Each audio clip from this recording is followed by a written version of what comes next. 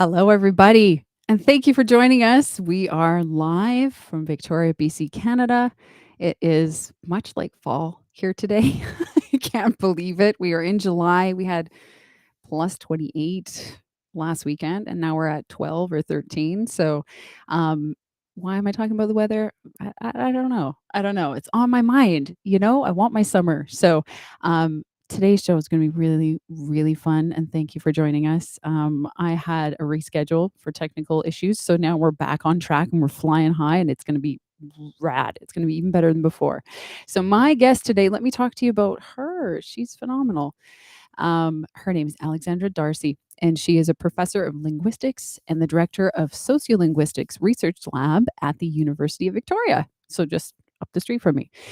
She has published widely on the use of discourse-pragmatic features and is an expert on variation and change in English. And this is so poignant for a show on voice, as you might imagine. So we're going to get all the answers. No pressure, Alexandra. We're going to get some answers to our top voice questions. So without further ado, here is Alex. Hello, girl.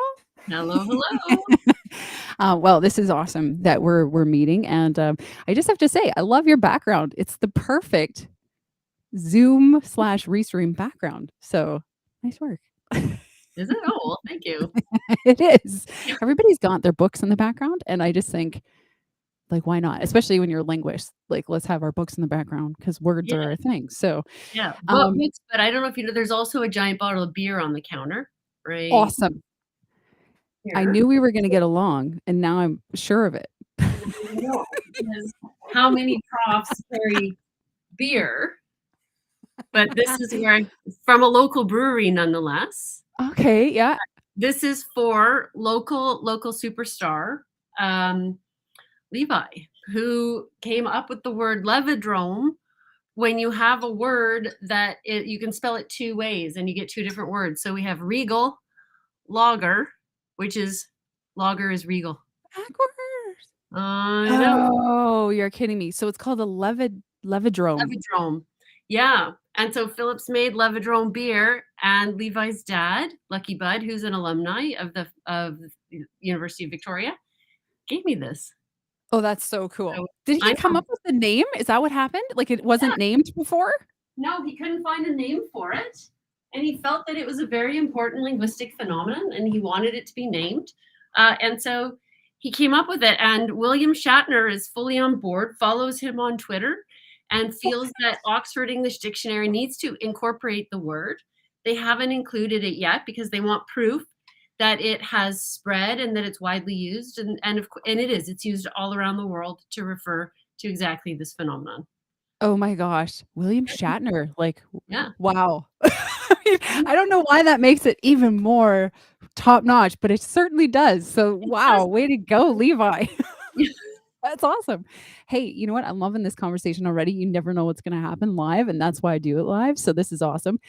I knew we would be friends after I researched you, and you had a NBC Friends TV reference in one of your articles about linguistics and Ross and how wild they are. It's like, we're going to get along just fine because I'm obsessed with that show. So, here's my first question. Tell me about linguists, pardon me, and are they wild? Are they reserved? Should I be cautious of how I use my words in front of you? You seem very chill, but I'm just going to throw it out there. What are we looking at? What do you see? Is there patterns? Oh, what a huge question to start us off with. I know. You know what? I think it's like anything. There are different kinds of linguists, and so you find different personality types in all of the various fields. I mean, I'm a sociolinguist, so I study the intersection between social structures and linguistic structures, and what happens to a language over time, which of course is all about how people talk to each other over time. And I think that linguists are a pretty wild and funky group. I mean, we're set on. I mean, we're scientists, but we're social scientists and we're humanists. We're sort of the real deal. If I'm allowed to say that. I mean, we're the real deal. And I think we are fun because that's the thing. You don't actually have to watch what you say with us. That is brilliant. There's one, is it Grammarly? There's one podcast that they sell merchandise, and it says, analyzing your language, not judging it, right? Ooh, Means that is good. you just need to be you around us, and we aren't going to jump on you Yeah. or form opinions about who you are as an individual on the basis of how you use language. Rather, we find those things that you may be using for signaling and constructing identity. We find Mhm. that fascinating, and it's Ah. that element of it that we're really interested in. Oh, I love that. I analyze versus judging because yes, there's a big movement right now to be politically and socially correct and stay up on things. And of course, no one really wants to go out and offend people on purpose. So I love that you're just like, just be yourself, just talk. And if there is a, I don't know, if there is a teachable moment, like how do you as a linguist feel about that? Like, do you take advantage? Do you gauge the situation? To educate people if they're using terms that are no longer used? What does that look like?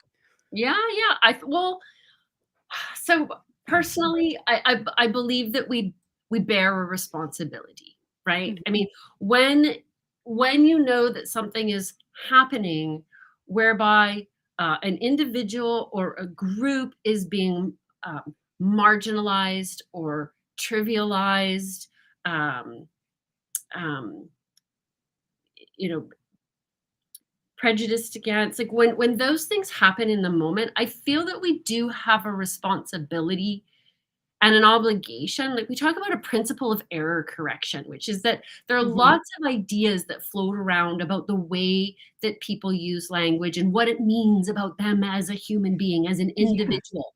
And most of them are tremendously judgy, rife with ideology, mostly about what we think about certain groups of people or ways of being in the world, and less about the caliber, the quality of the language itself, Mm. right? But we Mhm. frame them as being language problems.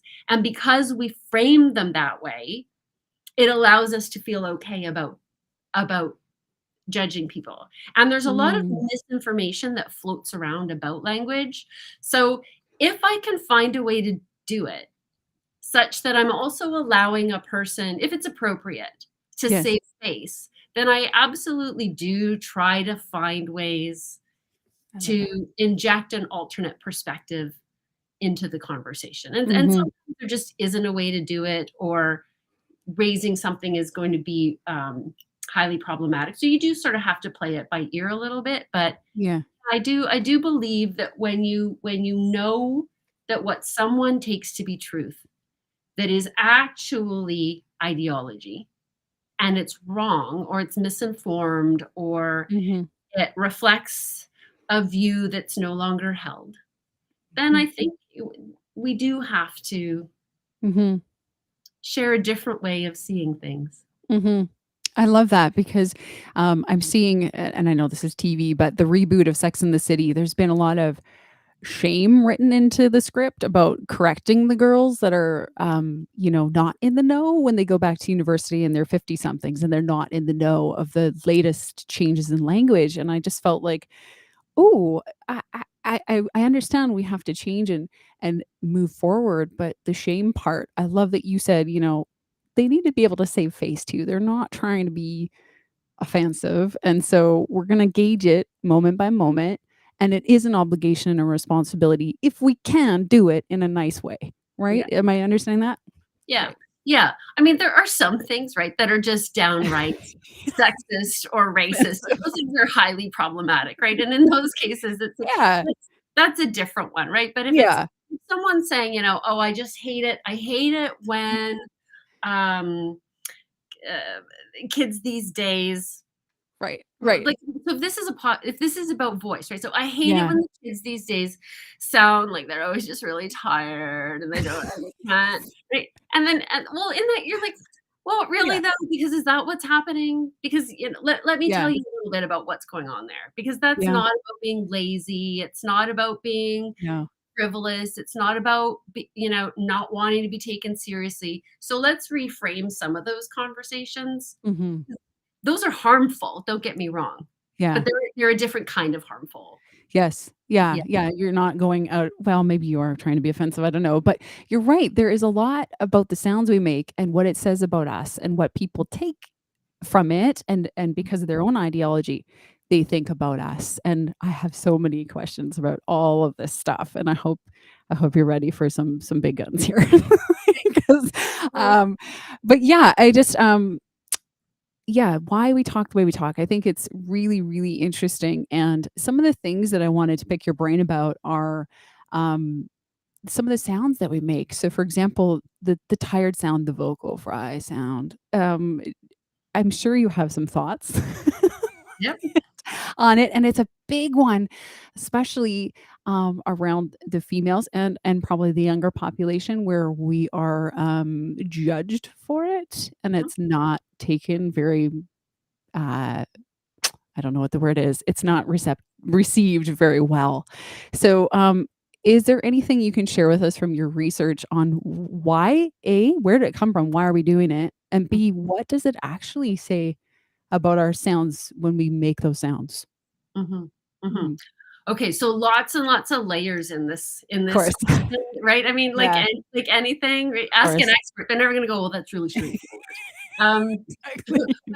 but okay, let's start Yeah. to break it down a little bit. The first thing is that let's focus on English for the moment. Yes. Many, many languages in the world, but let's look at English. Doesn't matter where you're from, if you speak English, you creak, period. Mm. That is because the way that English intonation works, like you know when someone's hit the end of a sentence, you know Mhm. it for a couple of reasons. I'm exaggerating it now so that we Yeah. hear it. But what happens is that your pitch naturally lowers at the Mm. end of a sentence. That's one of the indicators, especially Mhm. at the end of a turn, right? So if I'm done talking and it's your time, I'm sort of ceding over to you, Yeah. pitch goes down. When it goes down, you creak. So Oh. if you listen for it, I just did it there, right? Yeah. Every time you get to the end of sort of an intonation phrase, the end of a sentence, the end of a turn, there's going to be some creak. That's Yeah. really natural Yeah. in spoken English. It's just there. So Mhm. what people are getting upset about is not the fact that someone creaks because we all creak. It's that now that bit of creakiness, that vocal fry, is moving into other parts of the utterance Mm. where we don't expect it to be for very real um, Mhm. physiological reasons that come about as a consequence of the way that English is articulated. Mhm. So now it's moving into sort of the middle of an utterance, and now we don't like it because what you're hearing is Is that this people describe it as stick, well, offense, right? Yeah. Right, and you get that, and Mhm. so for folks who do it less, it really stands out. Now, Mm. this is where things get interesting because it's not just women who Yeah. creak, right? Mhm. There's no gender that is creakless. Exactly. So, doesn't matter what your gender is, you're gonna creak. However, now let's put this together with the fact that creaking is vocal fry, is moving increasingly into other parts of the utterance, which means it's a change in progress. There's something changing in the way that Mm. we speak English. When that's happening, when change is happening, here's the facts, people. Younger people always lead change, Yes. right? Mhm. Something Mhm. new is coming in. The way that it moves into the language is that it gets increasingly frequent with every incoming cohort or generation. So that as you move, so if this is older speakers and this is younger speakers, Mhm. right? As you move through a community, creek goes up. Any change goes up. Mhm. We complain all the time about how young people these days are ruining the language. It's because we're Yeah. hearing all of those things that are more frequent that make them more different from us, and we don't Mhm. like it. Okay, Okay. now let's complicate it further. Guess who leads language change? It's not just young people, it's women, right? Oh. 9.8 changes out of 10, women lead the way. That is All cool. kinds of reasons why that might be the case. Mhm. However, in the Western world anyways, for change after change after change, women lead it. Okay, so now we've got patterns that aren't our own, we've got younger speakers, and now we've got women. So it's really women that we go after for this, and young women in particular. Mhm. We don't like young women as a society anyway, right? Mhm. Like, this is a group Mhm. we don't like anything about them, right? No, I know. And it's because they're on the Oh, forefront of, so they're the innovators. Like I yeah. celebrate women. You Yeah. wanna know where the language is going, you listen to them. They're Mm. really at the forefront. They are showing you the way. They're showing Mhm. you the direction. You don't have to like it. Mhm. Frankly, it doesn't matter if you like it or not, because your opinions are meaningless in the face of language change. You can't change it. You can't reverse it.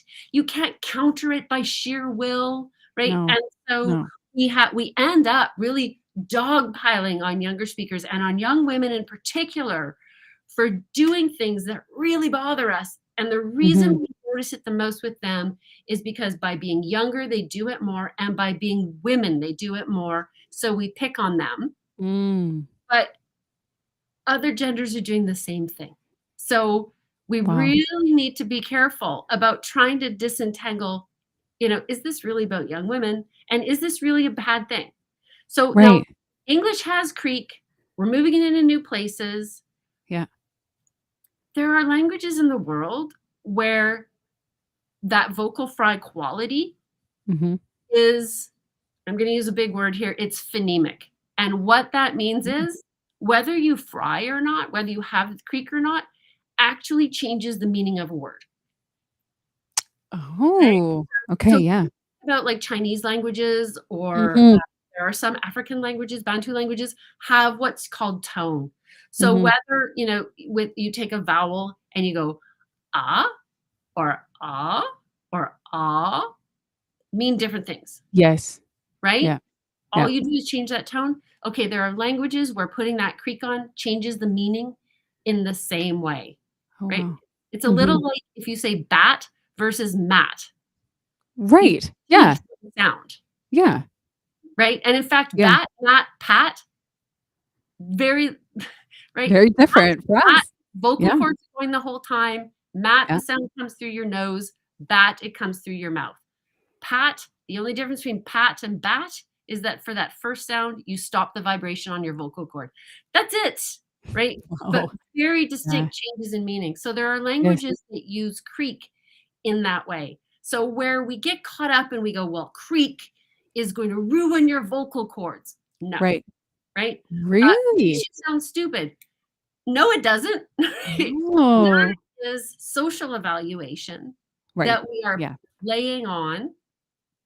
Creek in and of itself doesn't change your meaning. It's a perceptual difference in Mhm. terms of how you're reading that speaker, but it doesn't actually change content, meaning, intelligence. Like none of that is altered.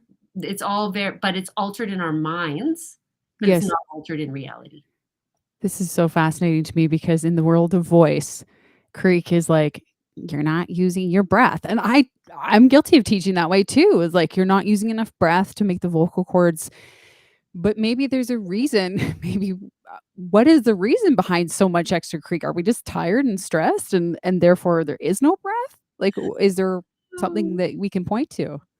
Well, folks do really interesting research on creak.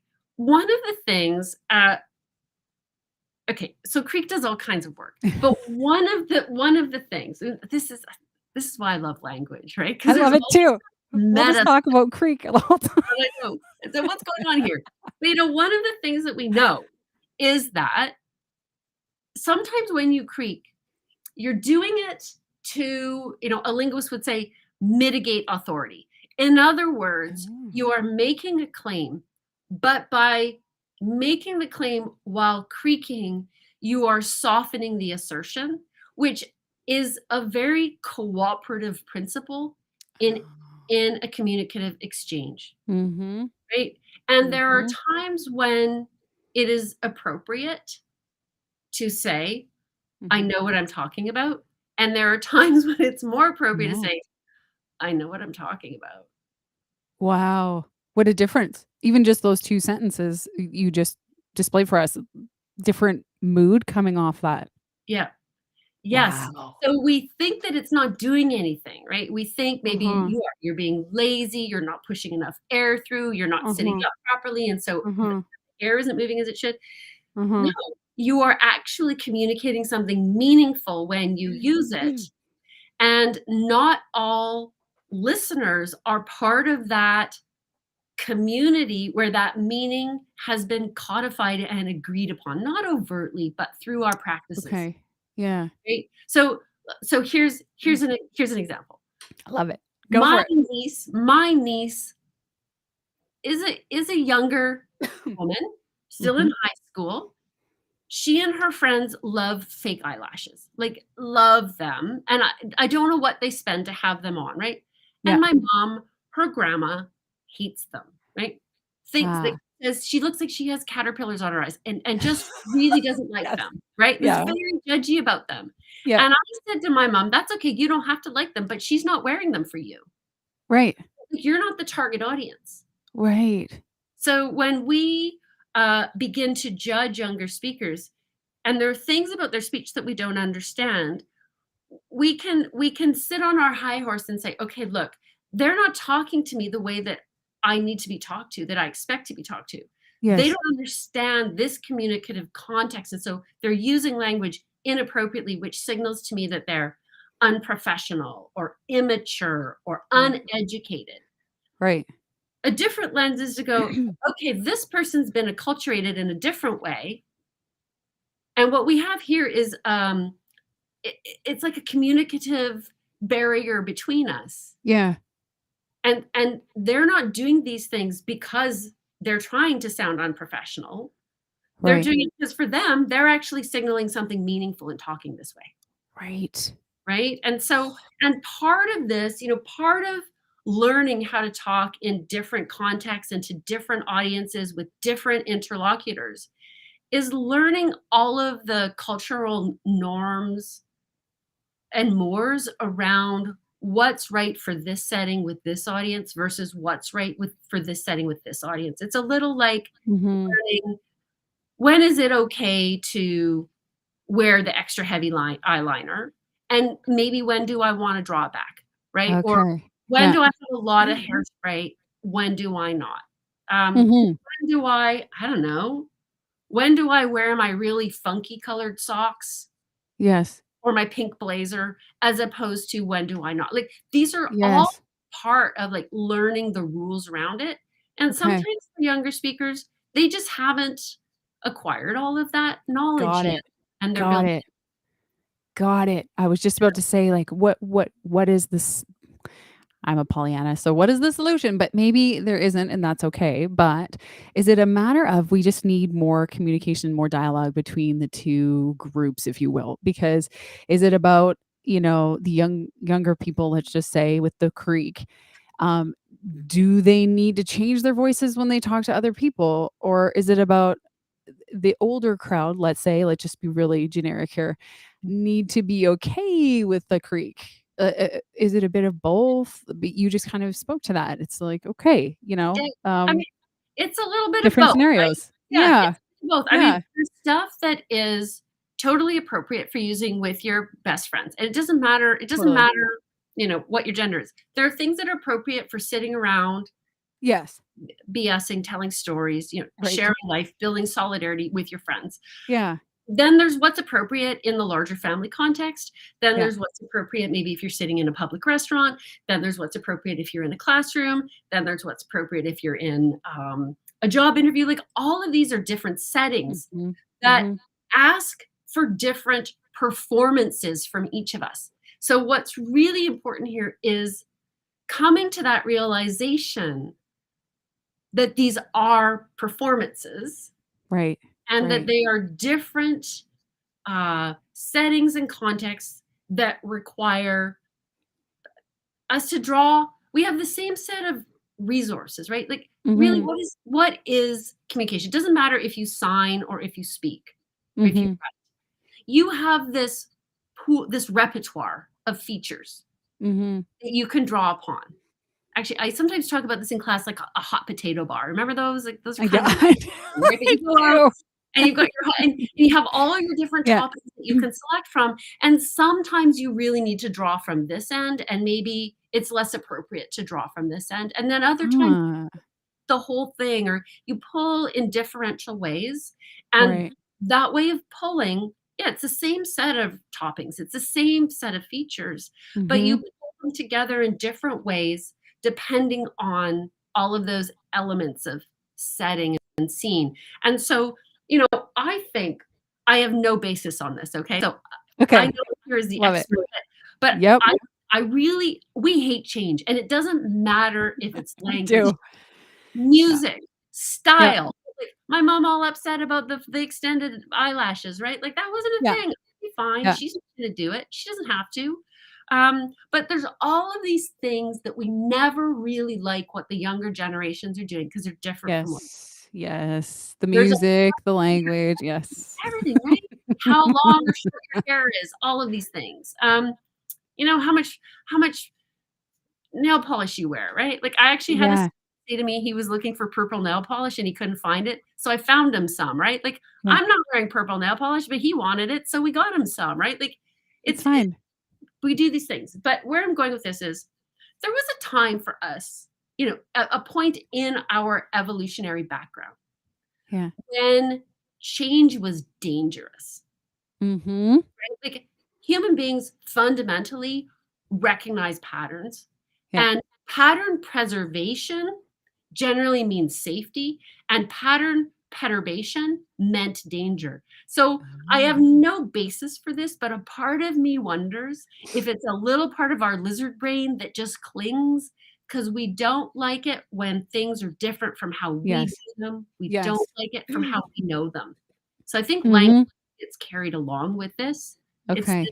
eternal, eternal battle with kids these days are ruining the language. Well, you know what? Every generation says that. One day those kids are gonna be like, "You're so old-fashioned. Kids these days are ruining the language," and it just keeps going. Yeah. And Yeah. it's never ruined. It's just this constant difference. And, like, Yeah. look at Middle English. Look Yeah. at, even, what English was during Shakespeare's day. English is really different from what it was then, and Yeah. I don't see anybody up in arms, right? Like, "Nobody talks like Shakespeare anymore," right? "Where did Right. Beowulf go?" We don't get Right. mad about that because we've had that time and that No. distance.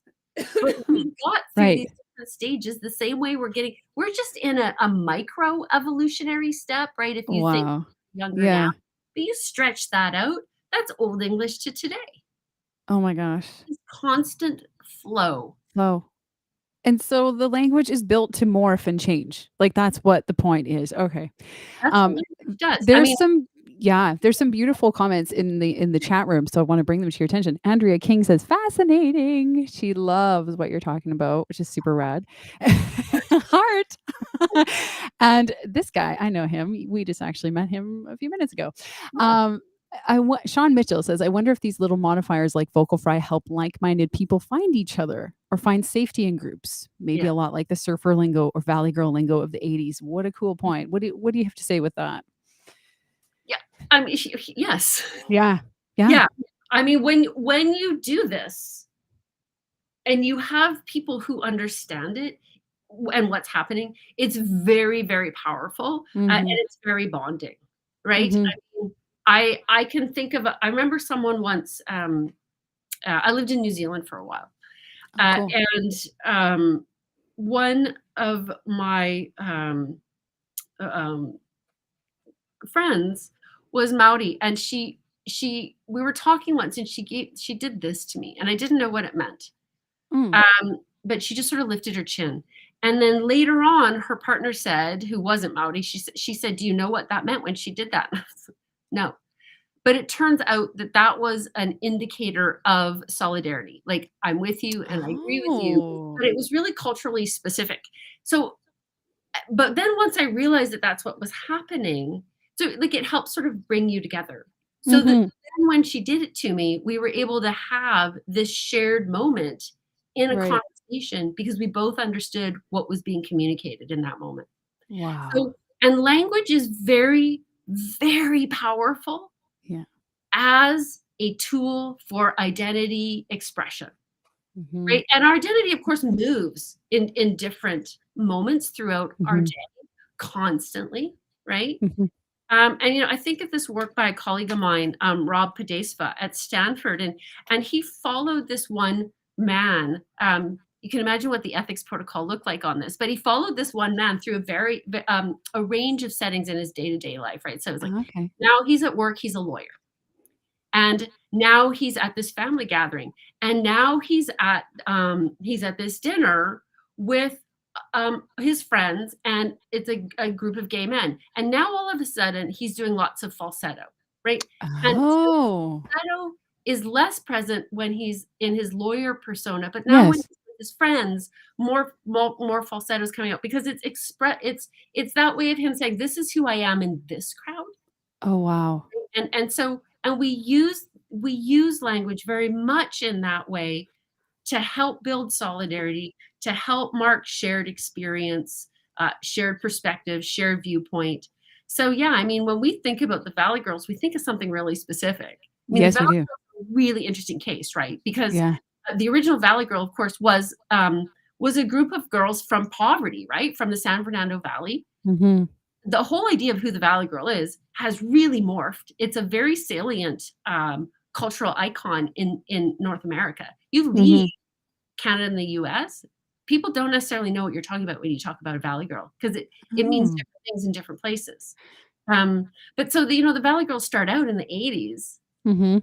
as these girls from a lower income bracket who hang out at the mall because they can't do anything else. They're not really shopping even, right? They're just hanging Mhm. out because they've got nothing else to do. Very closely linked to the surfers of the same era. Now all of you to Mhm. get clueless and who the Valley Girl is shifts, right? Now the Valley Girl is Ah. affluent, right? And gets very much associated Yes. with that airhead, blonde, ditzy personality. That's Yeah. not what the original Valley Girl was. So even these No. cultural icons shift through time, Oh my gosh. and then you get these repertoires that become very linked with that identity. And when that happens, like Yeah. you almost get like this. I'm going to call it enregisterment, but that's not really the right term in this case. But this way of talking that becomes associated with a particular social category. Yes. And when that happens, we can then begin to mimic it and mock it, right? Or put it on in a very performative way. Mhm. That's not necessarily the way those features don't necessarily transfer with the same meanings to other groups because groups in and themselves agree on what the meanings are within the groups. Hmm. And then you Mm. can use those different features in different ways in different groups that you're in to signal different kinds of meanings and identities. I mean, Oh my language gosh. is like, you can see why I love language so I much, can why I'm a sociolinguist, feel because it. it's incredible, really. Like it's this amazing It's resource, incredible. yeah, that we get It's very, incredible.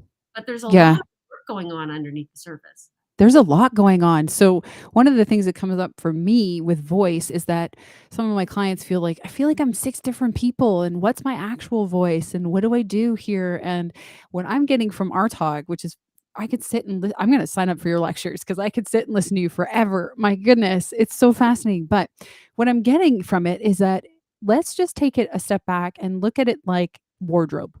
Okay. Right? I don't swear around my grandparents, but I might around my friends. Does that mean I'm not being authentic around my grandparents? No, I don't think so, right? So the same as the eyeliner conversation, or the bright colors versus muted colors, right? Maybe we have different sides to our personalities and that's okay, or to our language that Mhm. we express in different groups and that's okay. Is that where we're going with am I understanding this conversation? Yeah. Yeah. Yeah. Yeah, you are. I mean, yeah, we talk about, like, so in my field, we'll talk about trying to tap into vernacular. Mhm. So where vernacular is the way that you talk when you're doing the least amount of self-monitoring, when Mm. language is most unscripted, when you feel most at ease, when you're least concerned about what I would describe as those prescriptive overlays that come through school. Yeah. Because underneath all of this, there's this false belief that you go to school to learn how to talk, which Mhm. is, of course, completely false. You arrive in school. I mean, if you are a hearing person, and some deaf people, you arrive in school completely able to talk, right? Yes. Or Yeah. able to sign. Yeah. So you show up with those skills. What is school then doing to you? It's not teaching you how to do it. It's giving you this overlay, which is this is the standard language, Mhm. which is really a consumer product, right? Hey. Yeah. Use this language, speak this way, sign this way, write this way. Right. You will be taken seriously. You Oh will dear. gain Yeah. social approval. Yeah. You will move up through the social ranks. Yeah. You will sound professional. You will be promoted. Right? You will sound Right. educated, right? So Right. that is a package Mhm. that we're sold, much like we're, upsold on the best vacuum cleaner to buy. Language works the same way, and Wow. there are things that come as part and parcel of learning that way of talking. Mhm. So going back now to the authentic self, Right. so we talk about the vernacular as sort of being that's the real deal, Mhm. and that everything else then is taking that and shifting it, pulling differentially from the repertoire based on what's expected in the context in which you find yourself. But Okay. I think that what we don't want to do is conflate that with the question of authenticity, because Right. they're all your authentic self. It's just the way that you choose to be authentic in those various settings. Got it. Got it. Yeah. So is there a line where it becomes, for lack of better terms, healthy versus unhealthy to grab from that hot potato bar, but maybe you don't want green onions today, but you feel like you have to? Mm, And it feels kinda gross. And an example would be, like, maybe you're around a certain group where you're very timid and you don't talk as much as you would want to, but there's something about that in exchange that makes you hold back or talk in a way that you're not really wanting to. What would mhm. you say to that? Mhm. Tricky. I mean, yeah. I mean, we know that those things happen, Yeah, right? yeah. And there's a lot going on there beyond just the language. But we Yes. know that linguistic insecurity Yeah. is a real thing, right? Mhm. So it is very possible to make people feel badly about themselves because of the way that they talk. Mhm. This is exceptionally common. Mhm. Um, and it can do harm, right? Because you take away a person's sense of security in who they are when Yes. that part of them feels challenged. And this is like, that's a really good way. I'm actually so glad you raised this, because Mm. it's a really good way to see the very direct links between language Mhm. and identity, Yes. because it can seem Mhm. sort of up here and hard to grasp. It's very abstract, right? But as Yeah. soon as you say, well, have you ever been made to feel badly for the way that you use language? It could be that you um, had never actually said a word out loud, but you'd only ever read it, so you thought it was said this way, but Yes. so you say it out loud and then people laugh at you Mhm. saying it the Reading way, aloud in school. right? Yeah. Like that kind of, and that's Yeah. a very, I mean, it makes you feel really bad, but that's a trivial example, Yes. right? Yeah. Because then you go, "Oh, that's the way to say it. Okay, I will remember that and not do that again." Mhm. Mhm. But then if you take folks, so I love this story. This is an old story, so I feel that it can't hurt anybody, anymore. Excellent. Um, Excellent. so there was field work that was done in New York in the 1960s. Now, a really interesting contrast between American Englishes and English in the UK is that if you do not pronounce your R's after a vowel in Mm. North American English, it's highly stigmatized, right? So if you think about people making fun of the Southie accent in Boston, um, Mhm. or even certain ways of talking in New York City, um, the people who don't pronounce their R's all the time after vowels get made fun of, right? Like it's very much a feature that is mocked and denigrated in a North Yeah. American context. Whereas R-lessness is highly prestigious in the UK, and if Yes. you do pronounce any of your R's, that is almost like a shibboleth where people are like, "Whoa!" Like, Wow. right? Like Yes.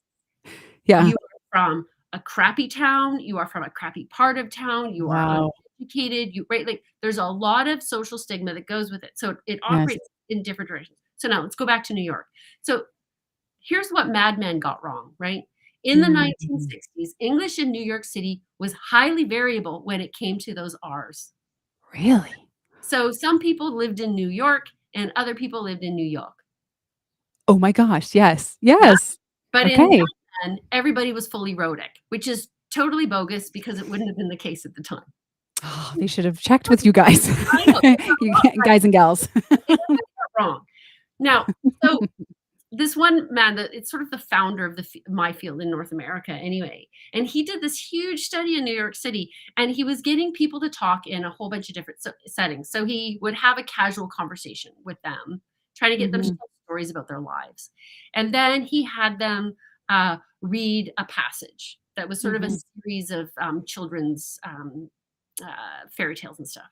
And then he had them read word lists. And the idea here is that as you go from talking to reading a passage to reading a word list, Mhm. you start to pay more and more attention to how you talk.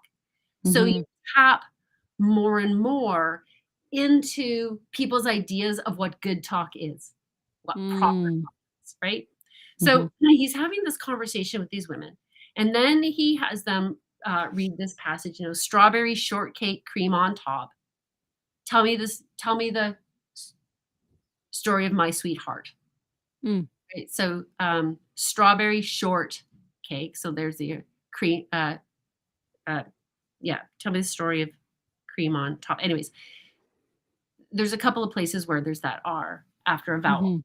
And both of them, both the mother, it's a mother and daughter, and they're doing the interview together and they're having a ton of fun and they pronounce their R's. So now he starts talking to them about how not saying their R's is not very well respected, and they start sort of making fun of other people in the community who don't say their R's, right? So there was already this very social commentary that was available on R's in New Mhm. York City in the 60s. And so they're sort of making fun of other people who don't pronounce their R's.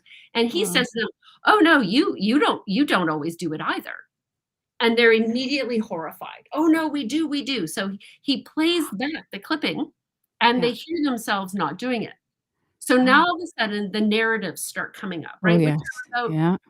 face saving, right? And preserving your Mhm. sense of yourself. Mm. Oh, no, no, well, Mm. we do it in that case. Well, there we did it because, it's a childhood thing and we were reverting to childlike personalities. And he was like, "Oh, no, no, because even in the interview you didn't do it." Boop, and then plays back something else. And Oh it's my gosh. like that, right? They were like, he writes like, he was writing about this afterwards, reflecting on it. And he was like, this interview that they had so enjoyed up to this point, like they left it really depressed and down. And these are the types of linguistic insecurities that exist, right? And Mm. like we're talking about a couple of white women here, right? Like Right. a lot of holding a lot of social power on the one hand, and yet he completely undermined their sense of themselves by pointing out something in their language that they considered to be flawed. And Wow. if you layer into this stuff like Mhm.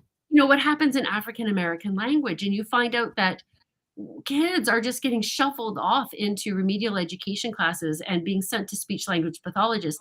They don't have a language pathology, they have a different dialect, but they're made to feel badly for the way that they talk. So now you're doing Wow. harm. So Wow. you have Yeah. to be we do have to be cognizant of the damage that we can do when we Mhm. start pointing out things that we consider to be uh, flaws or failures or mistakes that mark people in Mhm. certain ways based on the way that they talk. Wow. Uh, Yeah. it just there's so much to this conversation, as you pointed out, and it's just amazing to see the layers of the onion unravel and go, a word is not just a word. Like, but I mean, we need to be more playful and we need to be okay with sounds and things like that. But I don't want everybody from this conversation to take it so seriously, as you said in the beginning so beautifully. Like, just talk the way you talk. It's fine. But one of the things that I came across in your work and the work of your department was that everyone has an accent. That philosophy that everyone has an accent, and I was like, right, Yeah. right. Like, there's no one voice that we judge.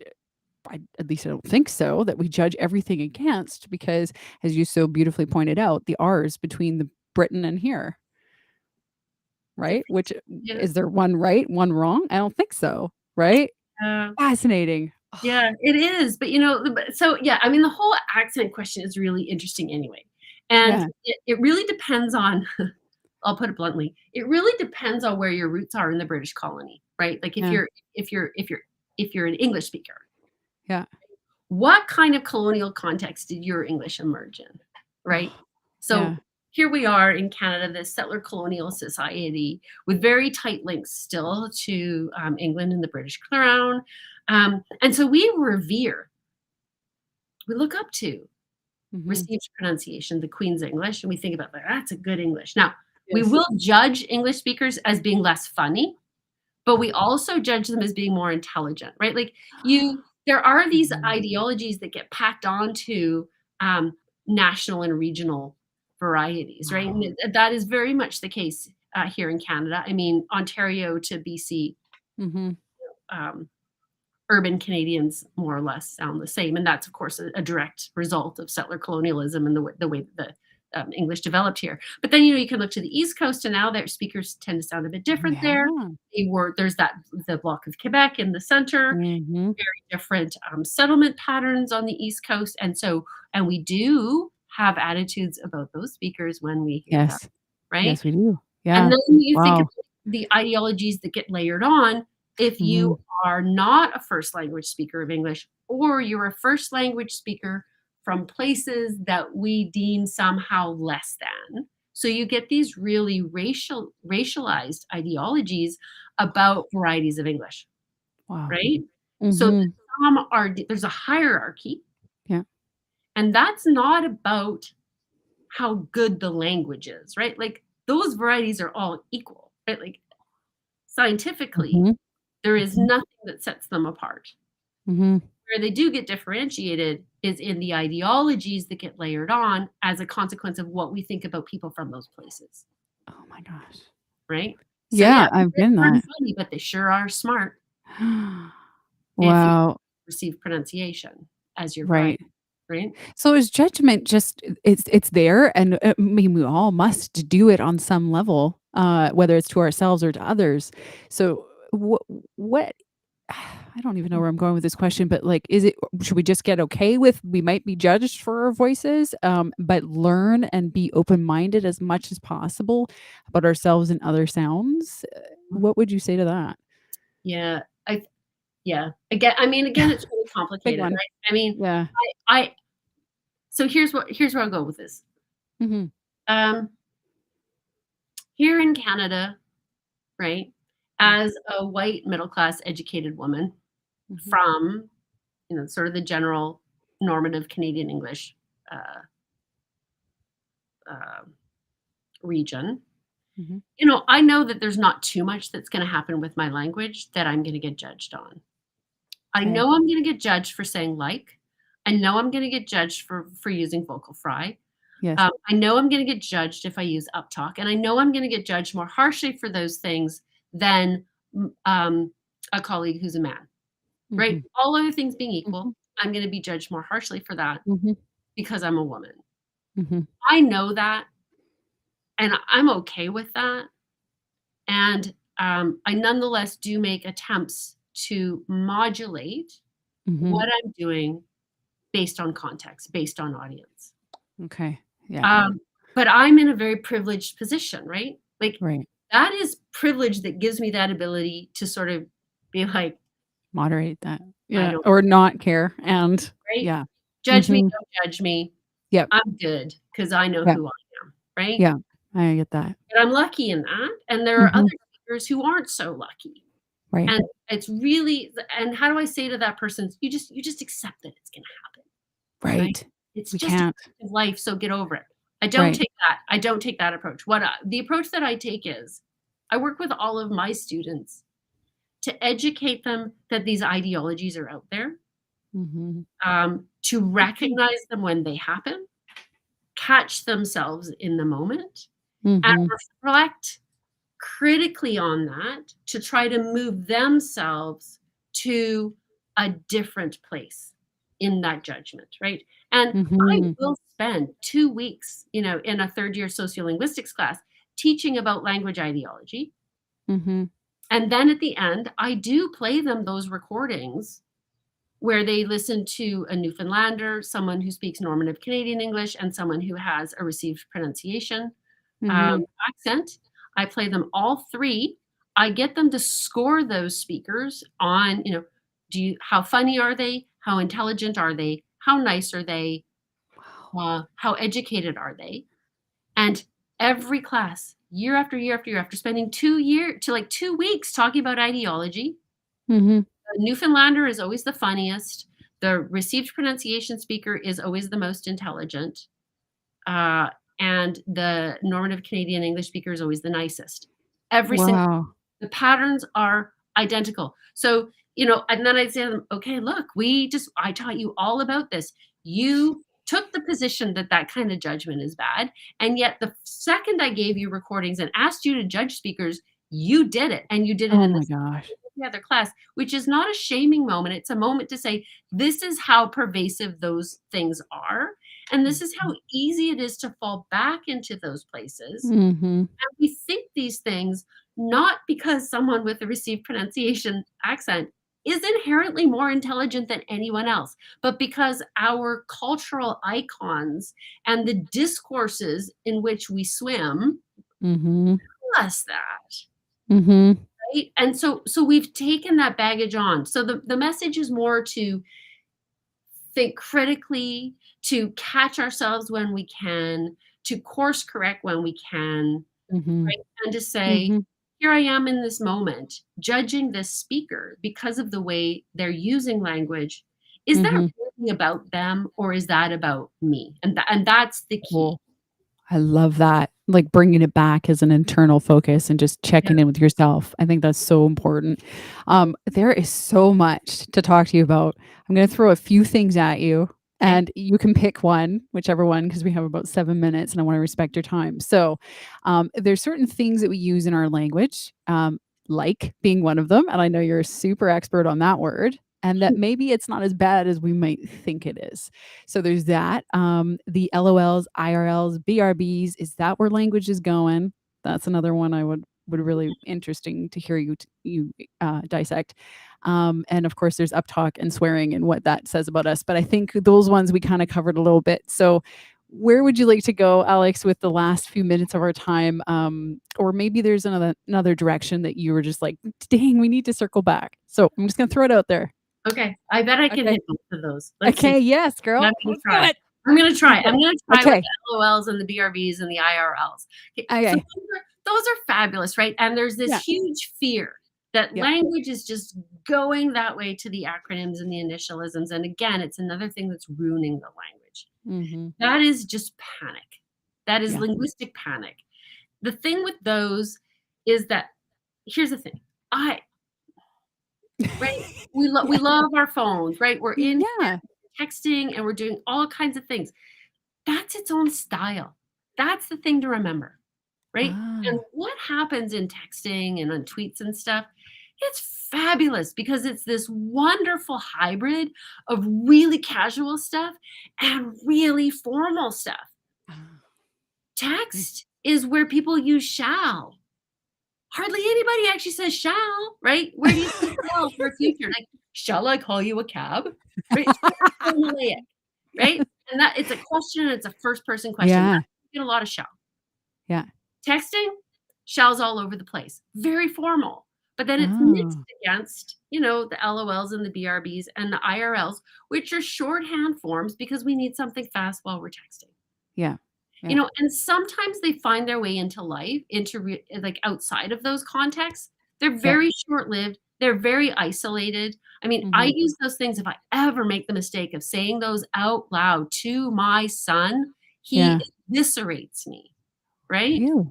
And I remember, so as older speakers, we do it. We're like, "Oh, yeah, LOL," or, Right. "Oh," and Yeah. I remember talking at a high school 4 or 5 years ago Mhm. and writing that word on the board and saying, "How would you say this if you were to say it out loud?" And it was met by utter silence. And what I was trying to get at is some of them were, I was thinking some were gonna say "lol," and some of them were gonna say "LOL." And Mhm. it was just crickets. And then finally, right, in the best teenage boy form that there is, right, this dude at the front who's like, "Can I get it on screen?" He's like literally Nice. this, right? Nice. Right, like giving me, Oh, yeah. and he goes, "I wouldn't, 'cause it's stupid." And I thought, well, there Oh. it is, right? So Oh, it's not actually making its way. yeah. It's really restricted in terms of where you use it. Wow. So there is a bit of a panic over that, and I Yeah. would say, let's not fuss about that. We've always had initialisms and acronyms, and some of them we don't even recognize anymore, right? Like scuba, Mhm. right? So we just think it's a word. Well, Yeah. it's actually an acronym, right? So Right. Scuba, yeah. Um, so those things happen, and so let's not fuss, because actually a lot of really beautiful things happen in that region, and it's a very, Yeah. special hybrid form of language that we can celebrate for the beautiful thing that it is. Another topping for the potato bar. Yes? Exactly, exactly. Okay. Good Exactly stuff. what it is. Okay. Yeah. Now, like, yeah, we can just simmer down on like. So, 1, like, Everywhere. just simmer down. You know what? Embrace the like. Love, my hashtag on Twitter, love like. Love like. Oh, Not going anywhere. It is not new. There are multiple, multiple, multiple forms of like. I remember yeah. giving a talk once, and a woman said, "But like it doesn't sound good. Like there's something about the sound of it that I don't like." And I had different likes on the board, and I started going like, like, like. Which like am I using now? And then I was like, Right. and I said, I like apples. Mhm. Oranges are like apples. I like oranges. Do they sound the same or different? And she went, "Oh, they sound the same." I was like, Right. boom, right? Boom. Do sound the same, but it's why we feel as though it's everywhere. There are so many different kinds of like. They all sound the same, but we hear them as the ones that we don't like. And even the ones that we don't like, she was like jumping up and down.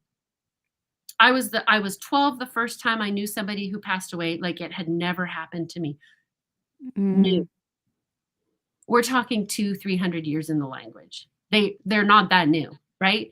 They're not from the Valley Girls. Let's go back to the Valley Girls. You wanna blame the yeah, Valley Girls? we want Wrong. to. No, they were used by the Beats before that. They were like in New York in the 1960s. They've Yeah. been part of the English language well since before colonization even happened. How did like get around the world? It got around the world with the language, with the colonizers, right? So Wow.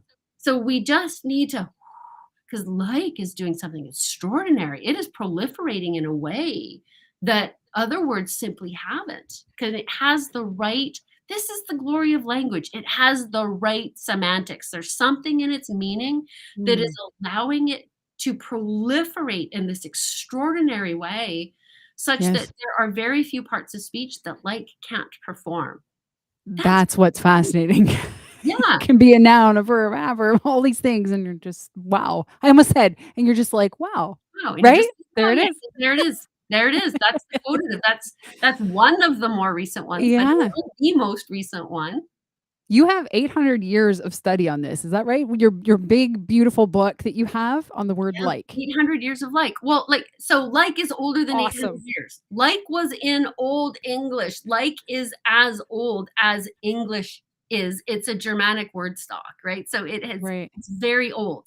But if you Yeah. start looking at it, um, and you come out of the Old English period, 1066, Old English ends, Norman invasion.